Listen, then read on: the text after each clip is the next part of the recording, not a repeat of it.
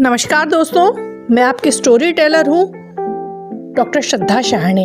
हर हफ्ते सुनो एक कहानी श्रृंखला में आज आपको सुभद्रा कुमारी चौहान द्वारा लिखित कहानी अमराई सुना रही हूँ। यह कहानी आज़ादी के संघर्ष के परिदृश्य को दर्शा रही है।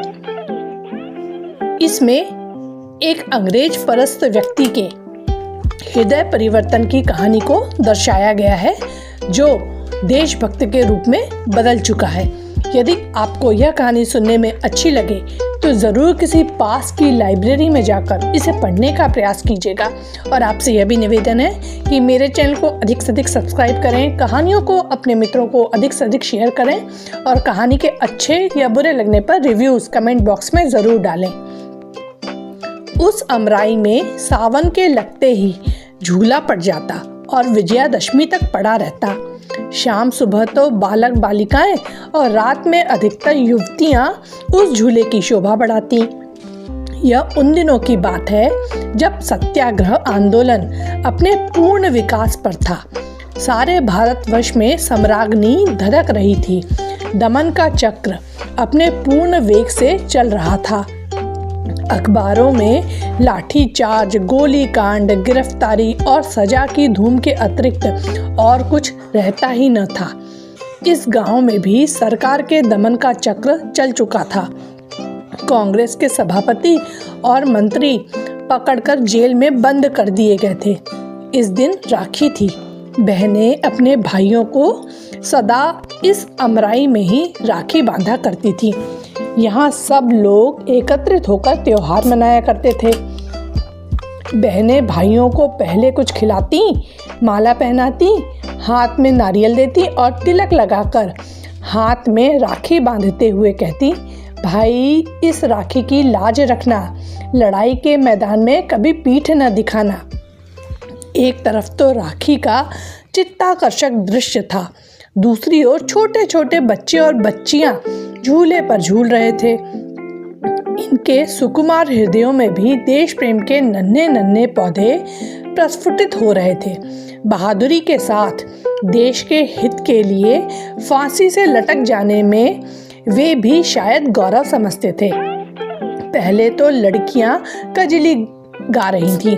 एकाएक एक छोटा बालक गा उठा, झंडा ऊंचा रहे हमारा। फिर क्या था, सब बच्चे कजली बजली तो भूल और लगे चिल्लाने, झंडा ऊंचा रहे हमारा। इसकी खबर ठाकुर साहब के पास पहुंची। अमराई उन्हीं की थी। अभी 3 ही महीने पहले वे राय साहब हुए थे। ऑनरेरी मजिस्ट्रेट वो थे ही और थे सरकार के बड़े भारी खैर ख्वाह।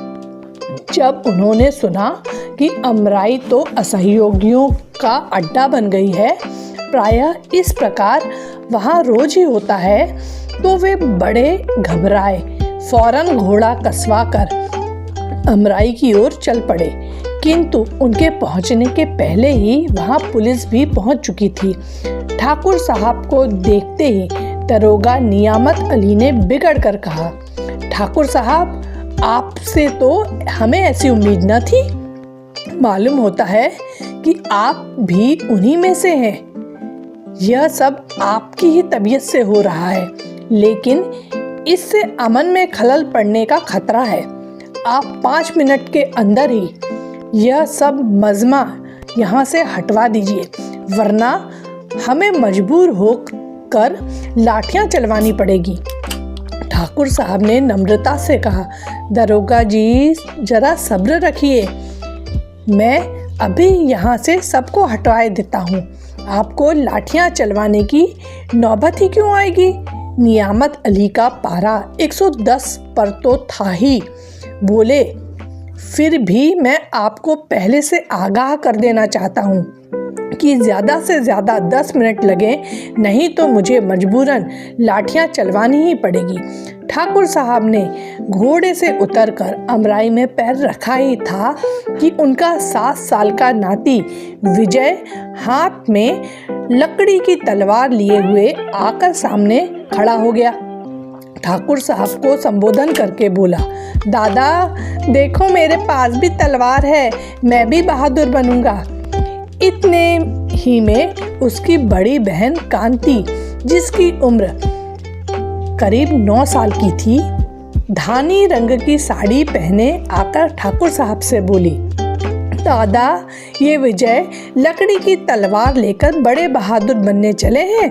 मैं तो दादा स्वराज का काम करूंगी और चरखा चला चला कर देश को आज़ाद कर दूंगी। फिर दादा बतलाओ, मैं बहादुर बनूंगी कि ये लकड़ी की तलवार वाले। विजय की तलवार का पहला वार कांति पर ही हुआ। उसने कांति की ओर गुस्से से देखते हुए कहा, देख लेना किसी दिन फांसी पर न लटक जाऊं तो कहना लकड़ी की तलवार है तो क्या हुआ, मारा कि नहीं तुम्हें। बच्चों की इन बातों में ठाकुर साहब क्षण भर के लिए अपने आप को भूल से गए। उधर 10 मिनट से 11 होते ही दरोगा नियामत अली ने अपने जवानों को लाठियां चलाने का हुक्म दे ही तो दिया। देखते ही देखते अमराई में लाठियां बरसने लगी। आज अमराई में ठाकुर साहब के भी घर की स्त्रियां और बच्चे थे और गांव के भी प्रायः सभी घरों की स्त्रियां, बच्चे और युवक त्योहार मनाने आए थे। उनकी थालियां राखी, नारियल, केसर, रोली, चंदन और फूल मालाओं से सजी हुई रखी थी। किंतु कुछ ही देर बाद जिन थालियों में रोली और चंदन था, खून से भर गई। जब पुलिस मजमे को तितर बितर करके चली गई तो देखा गया कि घायलों की संख्या करीब 30 की थी, जिनमें अधिकतर बच्चे, कुछ स्त्रियां और 8-7 युवक थे। विजय को सबसे ज़्यादा चोट आई थी। चोट तो कांति को भी थी, किंतु विजय से कम। ठाकुर साहब का तो परिवार का परिवार ही घायल था। घायलों को उनके घरों में पहुंचाया गया और अमराई में पुलिस का पहरा बैठ गया। विजय की चोट गहरी थी, दशा बिगड़ती जा रही थी। जिस समय वह अपने जीवन की अंतिम घड़ियां गिन रहा था, उसी समय कोर्ट से ठाकुर साहब के लिए समन आया। उन्हें कोर्ट में यह पूछने के लिए बुलाया गया था कि उनका आम का बगीचा असहयोगियों का अड्डा कैसे और किसके हुक्म से बनाया गया। ठाकुर साहब भी ऑनरेरी मजिस्ट्रेटी का इस्तीफा, राय साहिबी का त्याग पत्र जेब में लिए हुए कोर्ट पहुंचे। उनका बयान इस प्रकार था, मेरा बगीचा असहयोगियों का अड्डा कभी नहीं रहा है, क्योंकि मैं अभी तक सरकार का बड़ा भारी खैर ख्वाह रहा हूँ। मुझे सरकार की नीति पर विश्वास था और अपने घर में बैठा हुआ मैं अखबारी दुनिया का विश्वास कम करता था। मुझे यकीन ही न आता था कि न्याय की आड़ में सरकार निरीह बालक, स्त्रियों और पुरुषों पर कैसे लाठियां चलवा सकती है। परंतु आज तो सारा भेद मेरी आंखों के ही आगे विषैले अक्षरों में लिखा गया है। मेरा तो यह विश्वास हो गया है कि इस शासन विधान में जो प्रजा के हितकर नहीं है, अवश्य परिवर्तन होना चाहिए। हर एक हिंदुस्तानी का धर्म है कि वह शासन सुधार के काम में पूरा सहयोग दे। मैं भी अपना धर्म पालन करने के लिए विवश हूँ और यह मेरी राय साहिबी और ऑनरेरी मजिस्ट्रेटी का त्यागपत्र है। ठाकुर साहब तुरंत कोर्ट से बाहर हो गए।